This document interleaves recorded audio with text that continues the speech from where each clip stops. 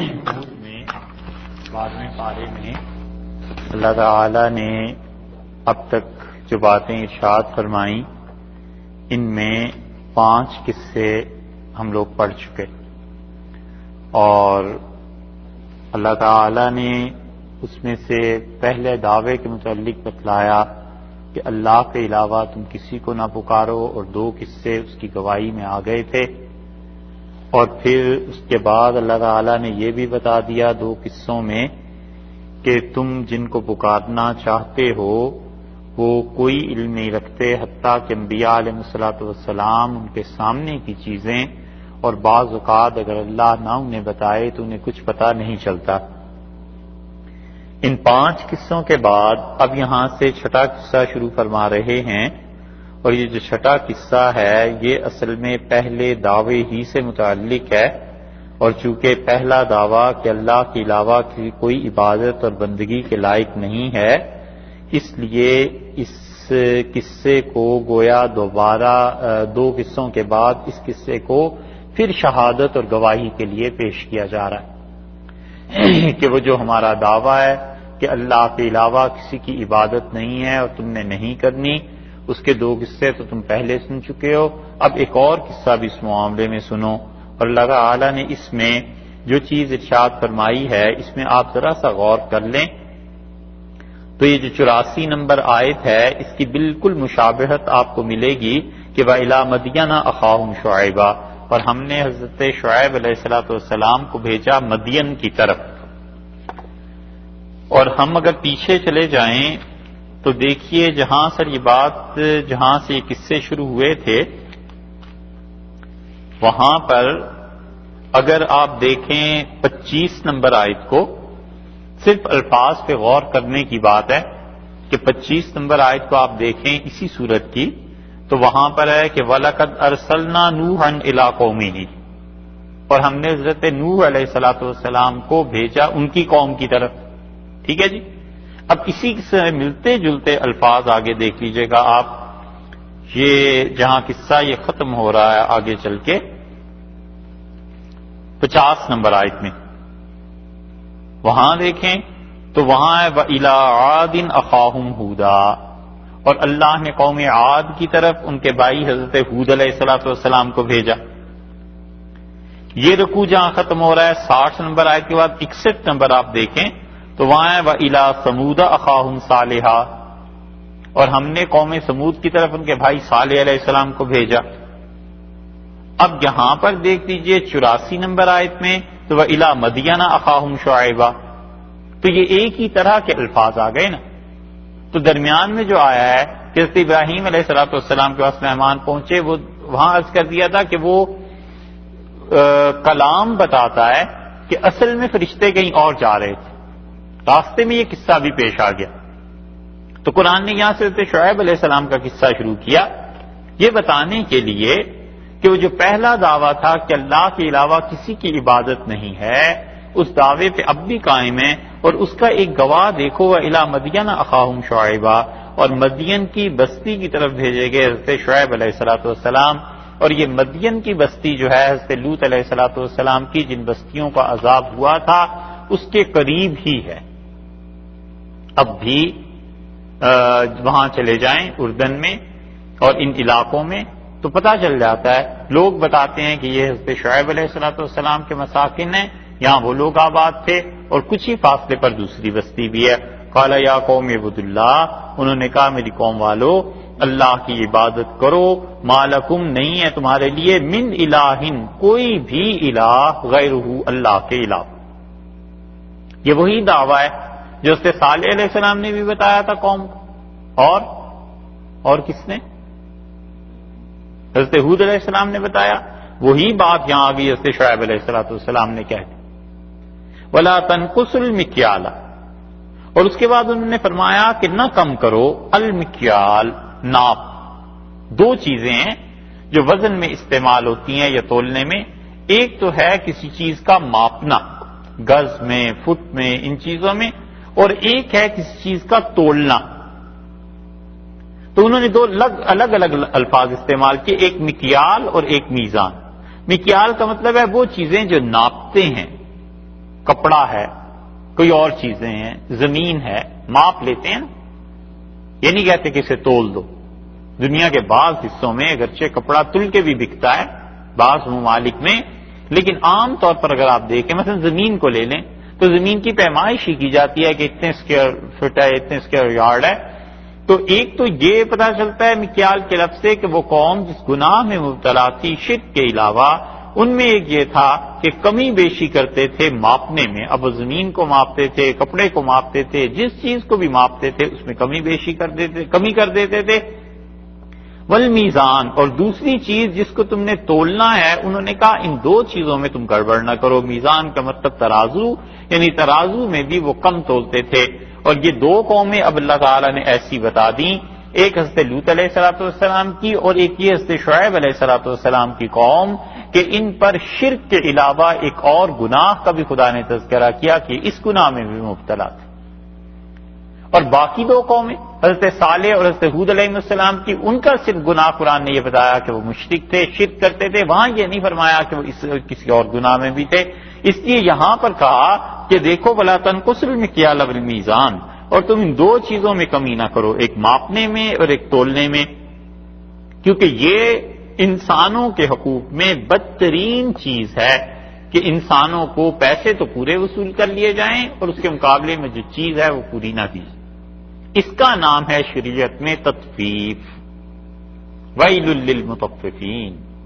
اللہ تعالیٰ نے 20ویں پارے میں کہا ہے نا، تباہی ہے ان لوگوں کے لیے اذا قالوہم او وزنوہم یخسرون، جو لوگ تولتے ہیں کسی چیز کو اور پورا اسے نہیں کرتے. اور اس تطفیف میں ہر طرح کی چیزیں آ جاتی ہیں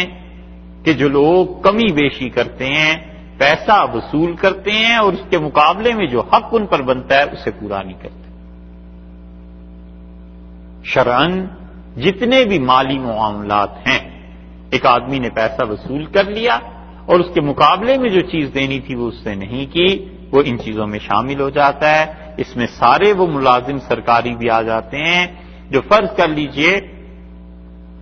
کہ ایک تو یہ ہے کہ گورنمنٹ کہتی ہے تم یہ کام کر کے لے آؤ، اور یہ کام تم کر کے لاؤ گے ہم تمہیں اتنے پیسے دے دیں گے.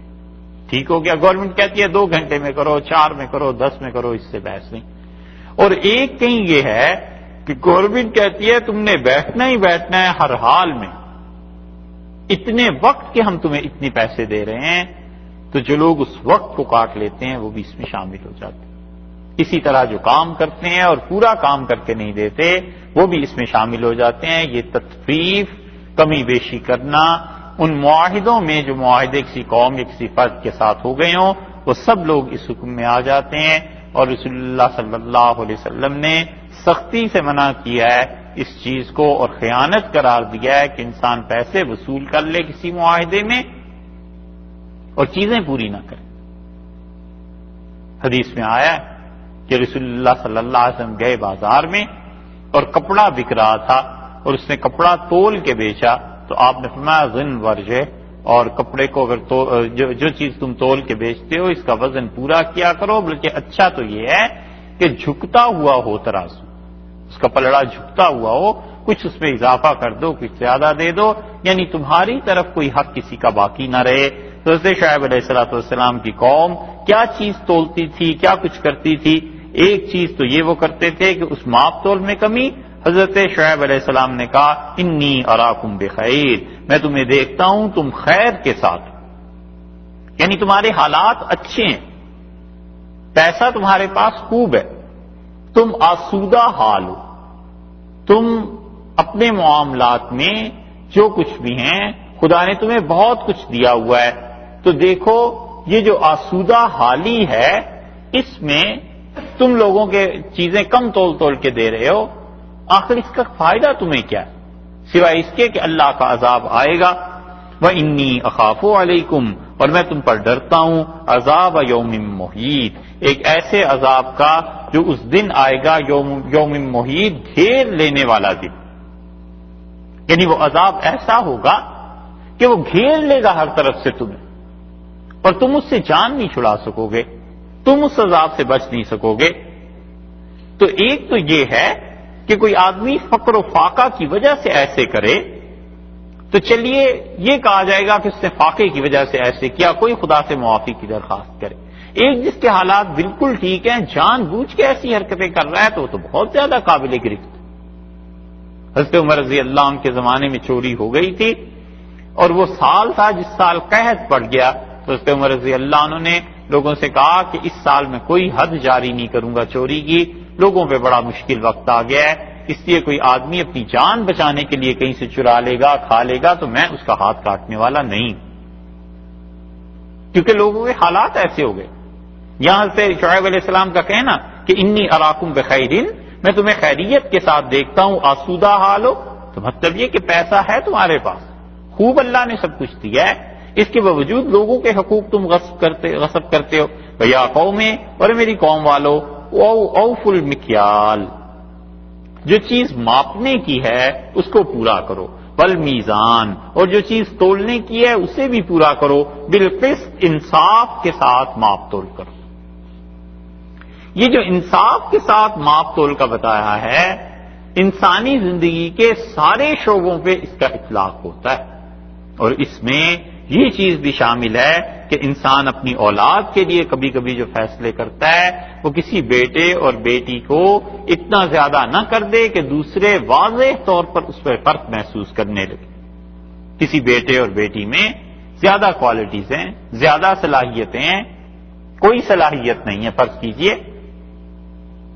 طبعی طور پہ محبت اس سے زیادہ ہے، زیادہ اس سے دل لگ گیا، تو 19-20 کا فرق کر دے وہ کوئی ایسی بات نہیں، اپنی محبت کی وجہ سے کر رہا ہے، لیکن اتنا فرق کر دے کہ 10 اور 20 کا آ جائے،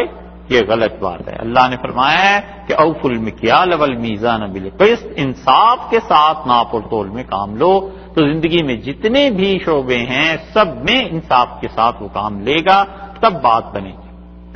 رسول اللہ صلی اللہ علیہ وسلم نے اپنی ساری بیویوں کے متعلق اللہ تعالیٰ سے دعا میں عرض کر دیا کہ اللہ جہاں تک دنیا کی چیزوں کا تعلق ہے میں نے اپنی ساری بیویوں میں بالکل صحیح جیسے تقسیم ہوتی ہے ویسے کر دی ہے، لیکن اللہ جہاں تک دل سے محبت کا تعلق ہے وہ مجھے عائشہ رضی اللہ عنہا کے ساتھ زیادہ ہے، خدایا قیامت میں اس پہ میری پوچھنا۔ اتنے محتاط تھے کہ وفات کے مرض میں بار بار رسول اللہ صلی اللہ علیہ وسلم این نوبتی این نوبتی، اب میں کہاں رہوں گا، میں کس کے گھر ٹھہروں گا، کس کے گھر مجھے جانا ہے۔ تو جب کئی مرتبہ فرمایا تو بیویاں تھیں بعض، انہوں نے سمجھ لیا، انہوں نے کہا رسول اللہ صلی اللہ علیہ وسلم سے عرض کیا کہ آپ چاہتے ہیں عائشہ رضی اللہ عنہا کے گھر رہیں؟ آپ نے فرمایا ہاں، انہوں نے کہا ہم سب خوشی سے اجازت دیتی ہیں، آپ نہیں کیا رہیں؟ یہ نہیں رسول اللہ صلی اللہ علیہ وسلم نے پھر بھی حکم نہیں دیا کہ مجھے وہاں رہنے دو، بلکہ صرف اظہار فرما دیا کہ آخر میں کہاں رہوں گا، کہاں جانا ہے مجھے، اور بات اس طرح سے ارشاد فرمائی کہ جتنے بھی انسانوں کے حقوق ہیں ان سب کو پورے کا پورا ادا کرو۔ حضرت عمر رضی اللہ عنہ نے اکابر صحابہ رضی اللہ عنہ کی سفارش کے باوجود، ان کے کہنے کے باوجود اپنے بیٹے کو خلافت کے لیے نامزد نہیں کیا۔ عبداللہ ابن عمر رضی اللہ عنہ کے لیے کتنے ہی لوگوں نے کہا کہ آپ اپنے بیٹے کو خلافت دے دیں۔ حضرت عمر رضی اللہ عنہ نے ان سے کہا کہ تمہیں پتہ ہے اس نے اپنی بیوی کو طلاق دی تھی اور جبکہ وہ ایام کی حالت میں تھی، اور رسول اللہ صلی اللہ علیہ وسلم بلایا عبداللہ کو اور ڈانٹا، اور آپ نے فرمایا اس کی عدت بڑھا رہے ہو، اگر اس نے دوسری شادی کرنی ہے تو اس کی عدت زیادہ طویل ہو جائے گی، اور سختی سے ڈانٹا اور حکم دیا کہ رجوع کرو اس طلاق سے، جب وہ پاک ہو پھر طلاق دو۔ تو حضرت عمر رضی اللہ عنہ نے اس واقعے کے کئی برس کے بعد، یعنی کم سے کم بھی 15 سال بیت گئے تھے اس واقعے کو، تو لوگوں نے جب بیٹے کا نام دیا تو انہوں نے کہا لو جسے اپنی بیوی کو طلاق ڈھنگ سے دینی نہیں آئی اس کے حوالے میں امت کر جاؤں، اس کو میں مسلمانوں کا خلیفہ بنا دوں، یہ کیسے ہو سکتا ہے؟ اور کتنے ہی لوگوں کے کہنے کے بعد انہوں نے کہا اچھا بھائی اس طرح کر لو، یہ جو کمیٹی ہے 6 افراد اس میں عبداللہ کو بٹھا لو اس طرح سے کہ اگر یہ فیصلہ نہ ہو سکے تو عبداللہ پہ جس طرف ووٹ دے دے اس کو بھی شامل کر لینا، لیکن مستقل ممبر پھر بھی نہیں بنایا۔ سفیان ثوری رحمۃ اللہ علیہ جیسے تابعی، حالانکہ تبع تابعین میں بعد کے زمانے کے، وہ کہتے تھے کہ اگر خلافت حضرت عثمان رضی اللہ عنہ کی بجائے حضرت عمر رضی اللہ عنہ کو مل جاتی تو اس امت کی تاریخ مختلف ہو جاتی. لیکن جو ناپ تول لوگوں کے حقوق، کوئی اللہ نے اس میں رعایت نہیں دی لوگوں کو کہ وہ محض اپنی رشتہ داریوں سے، سفارش سے منہ رکھنے کے لیے یا سوشل پریشر میں آ کے وہ عہدوں کی تقسیم غلط کرتے تھے اور نااہل کو عہدہ دیتے. اسی لیے رسول اللہ صلی اللہ علیہ وسلم سے پوچھا گیا کہ قیامت کب آئے گی؟ آپ نے فرمایا اذا وسد الامور الی غیر اہلھا، جب عہدے ان کو ملنے لگیں گے جو اس کے قابل نہیں ہیں تو فانتظر الساعہ، قیامت کا انتظار کر. محدثین کہتے ہیں اس کا مطلب یہ تھا کہ جس شعبے میں بھی ترقی ان لوگوں کو ملنے لگے جو اس شعبے کو نہیں سنبھال سکتے تو اس شعبے کی قیامت تو اسی دن واقع ہو جانی. اور اسی لیے فرمایا تھا کہ تم دیکھو گے بکریاں چرانے والے اور ننگے پاؤں پھرنے والے اور جن کے تن بدن پہ کپڑے ڈھنگ سے نہیں ہوتے تھے، اور جب شہروں میں آئیں گے تو یتطاولون فی البنیان، عمارتوں کی بلندی ناپیں گے کہ کس کی عمارت بڑی ہے. عجیب بات رسول اللہ صلی اللہ علیہ وسلم فرمائی ہے. یہ نہیں فرمایا کہ وہ چوڑان میں، بلکہ فرمایا لمبائی میں وہ پیمائشیں کریں گے کہ کس کی عمارت لمبی ہے، کس کا پلازا زیادہ بڑا ہو گیا ہے، کس کی کوٹھی زیادہ، کس کے فلیٹ زیادہ ہو گئے. فرمایا جب یہ چیزیں آ جائیں گی تو پھر تم دیکھنا قیامت آئے گی. کیونکہ رہتے تو تھے وہ گاؤں میں، بکریاں چلاتے تھے، ننگے پاؤں پھرتے تھے، کپڑا ڈھنگ سے نہیں پہن سکتے تھے. جب پیسہ اس کے ساتھ آ گیا تو وہ تہذیب میں جو تدریجاً ترقی آتی ہے وہ اس گھرانوں میں تدریجاً ترقی نہیں آئی. اس کے ساتھ تعلیم نہیں آئی، اس کے ساتھ تربیت نہیں ہوئی. تو تعلیم اور تربیت ہوئی نہیں، جہالت باقی اور پلس اس کے ساتھ سرمایہ ہو گیا. تو فرمایا پھر قیامت کا انتظار کرنا. آپ اس پہ غور کریں تو اتنی تیزی سے آبادیاں بڑھ رہی ہیں، اور جگہوں کا تو پتہ نہیں، ہم اپنے شہروں کی بات کرتے ہیں کہ جو زمینیں بالکل زرعی تھیں اور زراعت ہوتی تھی اب وہ شہروں میں شامل ہونا شروع ہو گئی، اور میل ہا میل تک کے علاقے لوگ خرید رہے ہیں، ٹاؤن بن رہے ہیں. اب جو وہاں کا آدمی تھا جسے 5,000 روپے میں، فرض کیجئے 10,000 روپے میں ایکڑ زمین ملتی تھی، اب جب اسے 10 لاکھ روپے ملیں گے تو 10 لاکھ روپے سے کوئی اس کی جہالت تھوڑی ختم ہو جائے گی. تو تدریجاً جو تہذیب میں ترقی آتی ہے وہ نہیں آئی، بلکہ پیسہ اس کے پاس آ گیا اور اس کی اپنی ذات، وہ چاہے بوڑھا ہے کچھ ہے، پھر اس کے آگے جو بچے ہیں، یہ 2-3 نسلیں جو اس کی ہیں وہ پیسے میں تو کھیلتی رہیں گی لیکن تہذیب، تعلیم، ترقیات، یہ چیزیں نہیں آئیں. تو جب نہیں آئی ہیں اور زمینیں اس تیزی سے ادھر بڑھنا شروع ہو گئی تو اس نے پلازا ہی بنانے ہیں، اس نے اسکول کیوں بنانے؟ اس کے نزدیک تو اہمیت جو ہے وہ ان چیزوں کی ہے جس سے انکم ہو. اس لیے جو کوئی بھی تاریخ فرض کر لیں کبھی لکھے گا تو وہ یہ بھی لکھے گا کہ اس امت میں سرمایہ اور جہالت جمع ہو گئی تھی، پیسہ جاہل لوگوں کے ہاتھ میں آ گیا تھا.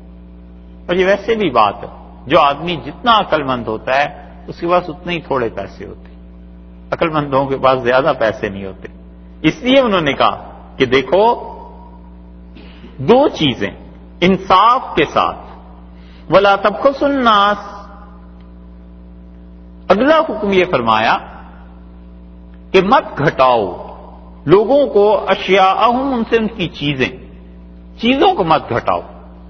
ولا تعثوا، اور نہ پھرنا فی الارض، زمین میں مفسدین، فساد مچاتے ہوئے نہ پھرنا. حضرت شعیب علیہ السلام نے باتیں 3 جملے کہے ہیں اور مطلب ایک ہی نکلتا ہے تینوں جملوں سے. اسی لیے کہتے ہیں کہ ان کو کئی لوگوں نے لکھا ہے کہ خطیب الانبیاء، انبیاء علیہ السلام میں جو آدمی خطیب تھا، جس کے خطبے، جس کی تقریریں بہت مؤثر اور بہت فصیح و بلیغ ہوتی تھی، وہ شعیب علیہ السلام تھے. پہلے یہ فرمایا کہ مکیال اور میزان، ان میں انصاف. پھر فرمایا لوگوں کی چیزوں میں نہ کمی کرنا. تو بات تو وہی ہوئی، الفاظ بدل گئے ہیں لیکن جملہ تاکید کے لیے لائے ہیں کہ جو کچھ میں نے پہلے کہا ہے اس میں. اور تیسرے یہ کہ زمین میں فساد نہ مچاؤ. زمین میں فساد کا مطلب صاف ظاہر ہے کہ جب تم لوگوں کے ناپ تول میں کمی بیشی کرو گے تو پورے معاشرے کا نظام بگڑ جائے گا. اور تبخسوا الناس میں ایک چیز مفسرین نے یہ بھی شامل کی ہے کہ یہ اس وقت جو سکے چلتے تھے درہم اور دینار انہیں کاٹ لیا کرتے تھے، یعنی فرض کر لیجئے کہ ایک تولے کا کوئی سکہ بنتا تھا تو اسے پگھلا کر پھر اسی پہ مہر لگا دیتے تھے اور ایک تولے کی بجائے آدھا تولہ اس میں ڈال دیتے تھے، چاندی یا سونا جو چیز بھی ہوتی تھی۔ تو انہوں نے کہا لوگوں کے سکے مت کاٹو، یعنی سکوں میں جو کمی بیشی ہے اس کو نہ کرو۔ حضرت عمر بن عبدالعزیز رحمۃ اللہ علیہ کے زمانے میں ایک آدمی پکڑا گیا تھا جو سکے ڈھالا کرتا تھا اور اس میں سے سونا چاندی نکال لیتا تھا۔ حضرت عمر بن عبدالعزیز رحمۃ اللہ علیہ نے سخت سزا اسے دی اور اس سخت سزا کے بعد اس کا سر منڈوا دیا اور سارے شہر میں گشت اسے کرایا جانوروں پہ بٹھا کے، اور لوگوں کو کہا کہ اس آدمی سے کوئی لین دین نہیں کرے گا اس لیے کہ یہ سکے میں کمی بیشی کرتا ہے۔ 3 باتیں ہو گئی۔ چوتھی بات فرمائی کہ بقیت اللہ نے جو کچھ تمہارے لیے بچا دیا ہے، جو بچ رہے اللہ کا دیا ہوا، خیر لکم تمہارے لیے بہت اچھا ہے، ان کنتم مومنین اگر تم ایمان والے، اگر تم ایمان والے ہو یعنی اللہ پر ایمان لے آؤ، یقین کرو تو جو کچھ تمہارے نفع میں بچ جائے گا، نفع جو تمہارا بچ جائے گا وہ بہت اچھا ہے تمہارے لیے، خدا اس میں برکتیں دے دے گا۔ اور اگر ایمان نہیں لاؤ گے تو جو کچھ بچا ہوا ہے اس میں بھی برکت نہیں ہوگی۔ اس کا مطلب یہ ہے کہ ایمان اور برکت کا آپس میں تعلق ہے، اور اللہ تعالیٰ ان قوموں کو برکتیں دیتا ہے جو قومیں صحیح معنی میں ایمان لاتی ہیں، اور ایمان اور کفر کا جب مقابلہ ہوا کرتا ہے تو پھر اللہ کی مدد ایمان کے ساتھ آتی ہے، اور جب کفر اور نفاق کا مقابلہ ہوتا ہے تو عام طور پہ خدا کی مدد پھر کافروں کے ساتھ جاتی ہے، منافق کے ساتھ نہیں آتی،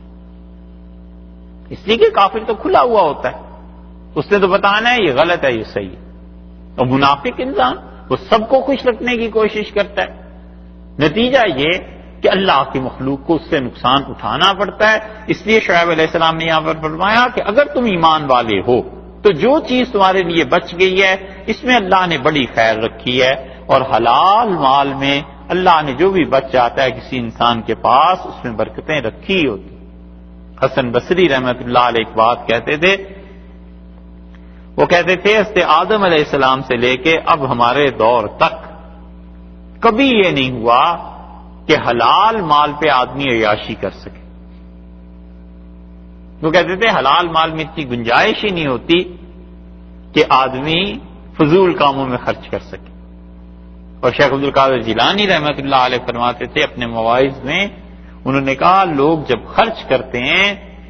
تو میں ان کے اخراجات دیکھ کے بتا سکتا ہوں کہ یہ پیسہ کہاں سے آیا۔ انہوں نے کہا حلال مال میں جو کسک ہوتی ہے نا، جو اس میں کسک سمجھتے ہیں، تڑ، سختی، تڑ سمجھتے ہیں، کیا ترجمہ اور کریں، ویکاسٹی۔ حلال مال میں جو ایک اپنی اس کی برکت پائی جاتی ہے، اس کی وجہ سے آدمی اسے خدا کی نافرمانی میں خرچ نہیں کر سکتا۔ جو حلال اور محنت سے کمایا ہوا ہوتا ہے نا پیسہ، اس کو خدا کی نافرمانی میں خرچ کرتے ہوئے دل دکھتا ہے کہ اس میں کیسے خرچ کروں، یہ تو خون پسینے کی کمائی، اور اللہ اس میں برکت بھی دے دیتا ہے۔ برکت یہ ہے کہ تھوڑا پیسہ زیادہ ضروریات کے لیے کافی ہو جائے، اگر وہ موازنہ کرے تو اللہ کی طرف سے اس کو وہ تھوڑا پیسہ کافی ہو جائے۔ اس نے ایک راشن خریدا ہے، جو کوئی کافر ہوتا تو اس کو شاید 1 مہینے میں پورا ہوتا، اس کو 1.5 مہینہ پورا ہو جائے گا، 2 مہینے پورے ہو جائیں گے۔ یہ برکت ہے خدا کی طرف سے۔ رسول اللہ صلی اللہ علیہ وسلم نے حضرت صائب رضی اللہ عنہ کے سر پہ ہاتھ رکھا اور انہیں برکت کی دعا دی تھی، اور یہ حضرت عبداللہ ابن عمر اور عبداللہ ابن زبیر رضی اللہ عنہ اپنے مہینے کی خریداری جب کرنے جاتے تھے تو انہیں ساتھ لے جاتے تھے۔ یہ تھے بچے، جب یہ حضرات نے لے جانا شروع کیا تو جوان ہو گئے، اور ان حضرات پہ بڑھاپا آ گیا، تو سامان اپنے خود اٹھاتے تھے، انہیں نہیں اٹھانے دیتے تھے۔ تو انہوں نے ایک دن کہا کہ چچا سامان آپ خود اٹھاتے ہیں، لین دین آپ خود کرتے ہیں، مجھے کیوں ساتھ لے کے آتے ہیں، پھر مجھے بھی کچھ خدمت کا موقع دیں۔ تو انہوں نے کہا بیٹے تمہارے لیے رسول اللہ صلی اللہ علیہ وسلم نے برکت کی دعا کی تھی، اور تم جب ساتھ ہوتے ہو تو ہمارے ہاں تھوڑا بھی پورا ہو جاتا ہے، اور جس مہینے تم ساتھ نہیں ہوتے اس مہینے میں مشکل پیش آتی ہے، اس لیے تمہیں ہم ساتھ لے کے جاتے ہیں۔ انسانوں میں بھی برکات ہوتی، اور وہ پتہ چلتا ہے جب انسان اٹھ جاتے ہیں دنیا سے تو پھر پتہ چلتا ہے کہ وہ اس آدمی کے ساتھ یہ برکت تھی اور وہ اٹھ گئی۔ قرآن نے اسی لیے کہا ہے کہ فرعون جب مرا تو اس پہ آسمان نہیں رویا، فما بکت علیہم السماء، فرعون کے لشکر پہ آسمان نہیں رویا۔ تو آسمان رونا کیا تھا؟ رسول اللہ صلی اللہ علیہ وسلم فرمایا مومن پہ آسمان رو دیتا ہے، جس آسمان کے حصے سے اس کے لیے برکتیں، اس کا رزق آتا ہے، جب وہ کھڑکی بند کی جاتی ہے دروازہ تو پھر وہ رو دیتا ہے کہ اب اس کے بعد مجھے نہیں کھولا جائے گا قیامت تک، کیونکہ وہ برکت والا آدمی واپس آ گیا۔ تو انہوں نے کہا اللہ نے جو کچھ تمہیں دیا ہے اگر تم ایمان والے ہو تو اس میں خیر اور برکت ہے، وما انا علیکم بحفیظ، اور میرے قوم والو میں تم پر کوئی نگران نہیں ہوں۔ یہی بات رسول اللہ صلی اللہ علیہ وسلم سے بھی کہی گئی کہ آپ ان سے کہیے لست علیہم بمسیطر، میں تم پر کوئی دروغہ بنا کر نہیں بھیجا گیا، ہمارا کام صرف اتنا سا انبیاء علیہ السلام کا کہ ہم صحیح بات تمہیں بتا دیں، ماننا نہ ماننا یہ تمہارے اختیار میں، عمل کرنا نہ کرنا یہ تمہاری اپنی مرضی ہے، ہم تو اس کے پابند ہیں کہ صحیح اور غلط کی تمیز بتا دیں۔ قالو، وہ بولے قوم والے ان کا، یا شعیب، اے شعیب، اصلاتک، کیا تمہاری نماز، تامرک، تمہیں یہ سکھاتی ہے، ان نترک، کہ ہم چھوڑ دیں ما ان معبودوں کو، یعبد آباؤنا، جن کی عبادت ہمارے باپ دادا کرتے تھے۔ اعتراض انہوں نے پہلا یہ کیا کہ حضرت شعیب علیہ السلام کی نماز کو لے لیا کہ تمہاری نماز تمہیں یہ سکھاتی ہے، تمہاری نماز کا کیا یہ تقاضا ہے؟ معلوم ہوتا ہے حضرت شعیب علیہ السلام نماز بہت زیادہ پڑھتے ہوں گے، تو انہوں نے جو ان کی زندگی میں سب سے اچھا عمل خدا کی قرب کا تھا نبوت کے بعد، اسی کو اعتراض کا نشانہ بنایا اور انہوں نے کہا تمہاری نماز تمہیں یہ سکھاتی۔ اور بعض اوقات کا خیال یہ ہے کہ صلاۃ سے مراد یہاں دین ہے، کہ کیا تمہارا دین، تمہارا اسلام، تمہاری شریعت، تمہاری وحی تمہیں یہ سکھاتی ہے کہ نترک ما یعبد آباؤنا، جن کی عبادت اور پرستش ہمارے باپ دادا کرتے تھے، ہم اس عبادت اور پرستش کو چھوڑ دیں اور ہم ایک خدا کی عبادت کرنے لگ جائیں؟ ایک وہ ان نفعل، اور جو ہم کرتے ہیں فی اموالنا، اپنے مالوں میں، ما نشاء، جو بڑھوتی ہے، چھوڑ دیں، یعنی جو ہم اپنے اموال میں کرتے ہیں بڑھوتی، یعنی ما نشاء، جو چیز بڑھ جاتی ہے، مال پر زائد جو ہم وصول کرتے ہیں، مال میں کسی چیز کا بڑھ جانا بغیر عوض کے، اس کا مطلب ہے سود۔ تو جو ہم اپنے اموال میں بڑھا لیتے ہیں، کیا چھوڑ دیں اس کو؟ اور اگر آپ اس کا لفظی ترجمہ دیکھیں تو انہوں نے کہا او ان نفعل، یا ہم کریں فی اموالنا، اپنے مالوں میں، ما نشاء، جو چیز بڑھ جاتی ہے۔ تو اس سے مفہوم بالکل الٹا ثابت ہوتا ہے۔ اے شعیب علیہ السلام، کیا تمہاری نماز تمہیں یہ سکھاتی ہے کہ ہم اپنے باپ دادا جس کی عبادت کرتے تھے اسے چھوڑ دیں؟ ایک بات تو پوری ہو گئی۔ دوسری بات کہ ہمارے اموال میں، ہمارے پیسوں میں، مالوں میں جو بڑھ جاتی ہے اس کو کیا کرنا ہے؟ اس لیے مفسرین کہتے ہیں کہ یہ جو لفظ ہے نا ان، اور یہ کہ لا نفعل فی اموالنا ما نشاء، نہ لیں، نفعلا، نہ پکڑیں، نہ کیچ کریں، نہ اسے وصول کریں، یہاں پر لا جو ہے وہ عربوں کی فصاحت اور بلاغت کے قانون کی وجہ سے نہیں لایا گیا، لیکن وہ اپنے پاس سے لانا پڑتا ہے۔ اس کی مثال اس دن بھی عرض کی تھی کہ لا جو مقدر جسے کہتے ہیں کہ وہ نہیں ہے لیکن بڑھانا پڑتا ہے، اس کو سمجھنے کے لیے تو انہوں نے کہا نہ ہی ہم وہ پیسے لیں جو چیزیں جو ہمارے مال میں بڑھوتی ہوتی ہے، اس پیسے کو بھی چھوڑ دیں۔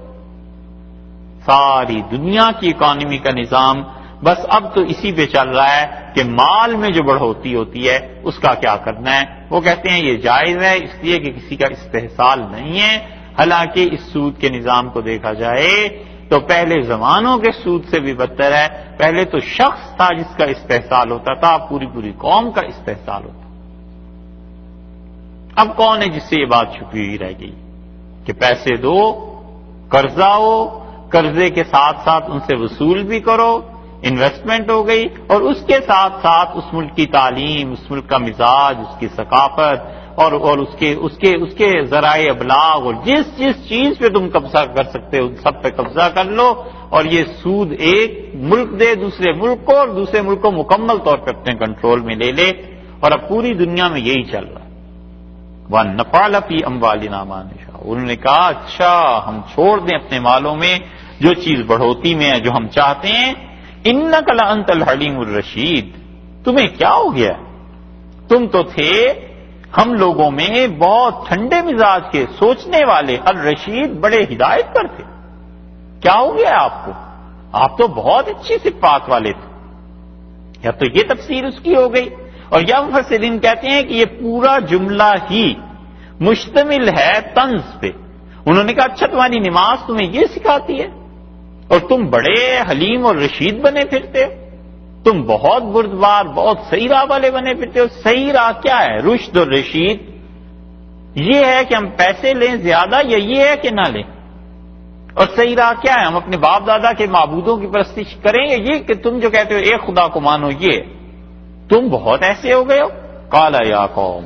حضرت شعیب علیہ السلام بولے اور انہوں نے کہا کیا رائے تم لوگوں غور کرو، ان کنتو اگر میں ہوں علی بینۃ ایک واضح دلیل پر من ربی اپنے پروردگار کی طرف سے، اگر اللہ نے مجھے ہدایت دی ہوئی ہے، رکھا ہوا ہے اس پہ، ورزقنی اور مجھے خدا نے عنایت فرمایا ہے، منہ اپنے پاس سے، رزقا حسنا پاک رزق خدا نے دیا ہے، تم غور کرو۔ ایک تو بینۃ من ربی، اللہ کی طرف سے سیدھی راہ پر، یہ پہلے بھی اسی صورت میں گزر چکا ہے۔ بینۃ واضح دلیل، فطری ہدایت۔ انبیاء علیہ الصلوۃ والسلام کو نبوت سے قبل بھی خدا جو محفوظ رکھتا ہے شرک سے، ان چیزوں سے، انہوں نے کہا کہ جب میں اس پہ ہوں اور خدا نے ہر طرح سے بچا کے رکھا ہوا ہے، اور اس کے ساتھ ساتھ خدا نے مجھے اچھا رزق بھی دے رکھا ہے، یا تو مراد یہ ہے کہ جائز آمدن حلال مال خدا نے مجھے بہت دے رکھا ہے، تو معلوم ہوتا ہے کہ شعیب علیہ الصلوۃ والسلام کا کوئی کاروبار، کوئی چیز ہوگی اور ان کے پاس حلال کا مال ہوگا، جو انہوں نے کہا کہ اللہ نے مجھے بہت اچھا رزق دیا ہے۔ اور بعض کا خیال یہ ہے کہ اس کا مطلب ہے نبوت، کہ میں پہلے بھی اچھا تھا، نبوت ملنے سے پہلے بھی ہدایت صحیح راہ میرے پاس تھی، خدا نے مجھے دی ہوئی تھی، ایمان میرے پاس تھا، خدا کی توحید تھی، اور پھر تو خدا نے مجھے نبوت دے دی ہے۔ اب اتنا کچھ ہونے کے بعد کیا میں تمہیں غلط راہ دکھاؤں گا؟ اس کا جواب نہیں ہے آگے، غور کریں نا اس پہ۔ ارائیتم، میری قوم والو غور کرو، جبکہ ہوں میں خدا کی طرف سے واضح ہدایت پر اور اللہ نے مجھے اچھا رزق دیا ہے، تو پھر آگے اس کا جواب کیا ہے؟ جب یہ چیزیں ہیں تو ہم تو ایسے بولتے ہیں نا کہ جب بارش ہوگی پھر تو سردی بڑھ جائے گی، تو جواب ہو گیا نا اس بات کا، یہاں جواب نہیں ہے۔ اے قوم والو غور کرو، جب میں خدا کی طرف سے واضح ہدایت پر ہوں اور اللہ نے مجھے اچھا رزق دیا تو کیا؟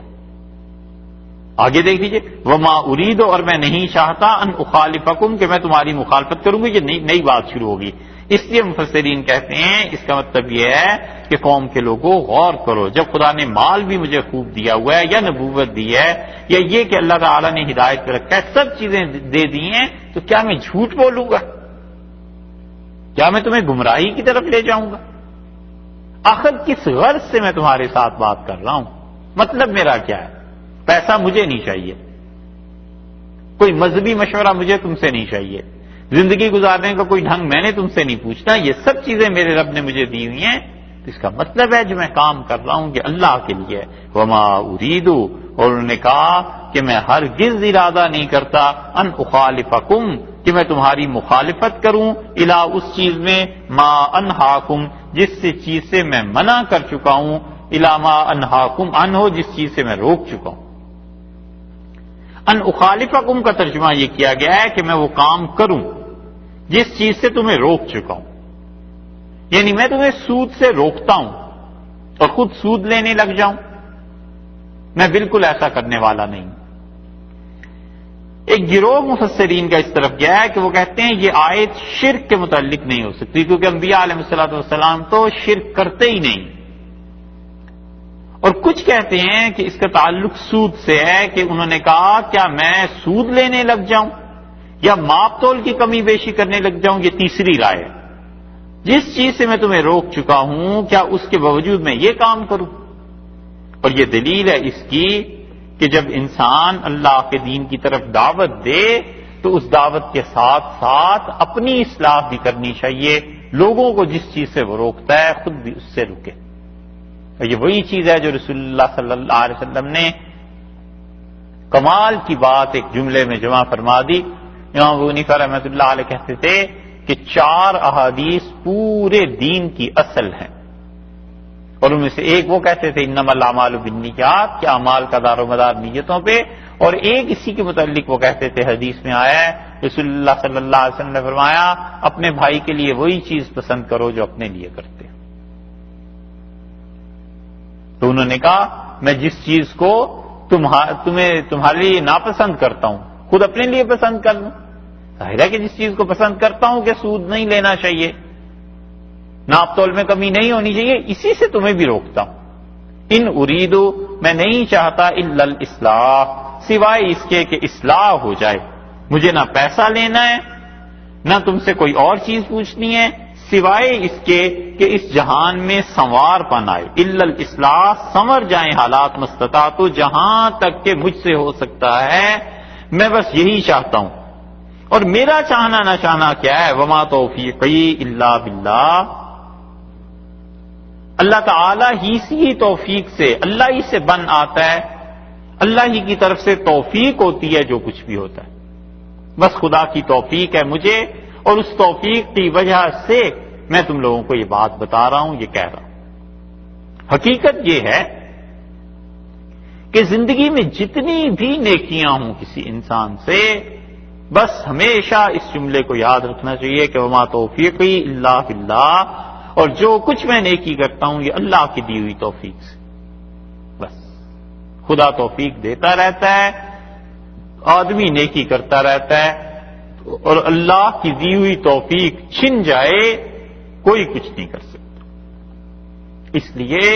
نیکیوں کی نسبت ہمیشہ اللہ سے کرتے رہنا چاہیے کہ اللہ کی توفیق ہے، اللہ کا احسان ہے. اور کبھی ذہن میں یہ وسوسہ آنے لگے کہ میں اچھا ہو گیا ہوں، اتنی نیکی کے کام میں نے کر لیے، تو یہ سمجھانا چاہیے اپنے آپ کو کہ میاں یہ نیکی اس وقت تک نیکی نہیں کہی جا سکتی جب تک کہ اس پہ مہر ٹھپا نہ لگ جائے کہ قبول ہو گئی. اور یہ پتہ چلے گا موت کے بعد، اس سے تو پہلے نہیں پتہ چلتا. قبول ہو گئی نیکی بن گئی، قبول نہیں ہوئی کچھ نہیں ہو سکتا. نوٹ چھپتے ہیں نا، پورے نوٹوں کی ایک سیریز غلط چھپ گئی. اب جا کے جو چیک ہوتے ہیں کہ نمبر چیک کرو، نمبر چیک کرنے کے بعد پھر اس پر کلک لگا کے پھینک دیتے ہیں کہ ہاں جی یہ گڈی ٹھیک ہے. اور جس نے نمبر چیک کرنے ہیں اگر وہ یہ کہہ دے کہ یہ غلط چھپ گئی ہے تو سوائے آگ کے اس کو کام ڈالنا ہے. اس لیے یہ بہت زبردست بات انہوں نے کہی. انہوں نے کہا جو تم میری نیکیاں بھی دیکھتے ہو، یہ سمجھانا، یہ تمہیں نصیحتیں کرنا، یہ میرا غلط کاموں سے بچ جانا، یہ میری نبوت کا ملنا اور اس نبوت کے تقاضے پہ جو کام مجھے کرنے ہیں، یہ سب اللہ کی دی ہوئی توفیق ہے. علیہ توکلت، میں نے اللہ پر بھروسہ کر لیا. وإلیہ انیب، اور لوگوں مجھے اللہ ہی کی طرف رجوع کرنا ہے، اللہ ہی کی طرف جانا ہے. میں بات بات پہ اس کی طرف رجوع کرتا ہوں، میں اللہ پر بھروسہ کر رہا ہوں. یہ عادت ہے ان لوگوں کی کہ حضرت شعیب علیہ السلام کو چڑھا رہے ہیں کہ تم بہت حلیم ہو، رشید ہو، صحیح راہ پہ چل رہے ہو. اگر وہ تفسیر مراد دی جائے اس کے مقابلے میں انہوں نے کتنی دھیمی کتنی اچھی بات کی. اور جاہل لوگوں کا طریقہ کیا کہ نیک کام نہیں کر سکتے، ناپ تول میں کمی اس سے باز نہیں رہ سکتے تو دوسرے کو چڑھانے لگے. دو باتوں کا فرق بتا دیا نا کہ حضرت شعیب علیہ السلام نے اچھائی کی دعوت دی، قوم خود تو وہ کام کر نہیں سکی، نہیں کر سکی تو الٹا تانے دے رہے ہیں کہ تم ایسے ایسے، تمہارا نماز تمہارا دین تمہیں یہ سکھاتا ہے. اور حضرت شعیب علیہ السلام خود اچھے ہیں نا، تو جب قوم نے چڑھایا، تانے دیے، تو اس کے مقابلے میں انہوں نے قوم کو ایک لفظ نہیں کہا، اپنے کام سے کام ہے، اور اتنی عاجزی ہے کہ جو کام وہ کر رہے ہیں اس کو بھی آخر پہ پہنچ کے کہتے ہیں کہ بھائی یہ بھی اللہ کی توفیق سے ہے، میرا اپنا کچھ نہیں۔ یہی خیر ہے کہ انسان اچھے کاموں کی نسبت اللہ کی طرف کرتا رہے اور اپنے سے نیکی ہوتے ہوئے نہ دیکھے، اور اگر کوئی نیکی ہو بھی جائے تو بس یہی سمجھانا چاہیے اپنے جی کو کہ اللہ اگر قبول کر لے گا تو پھر بات ہے، اور خدا نے اگر رد کر دیا پھر کوئی ٹھکانہ۔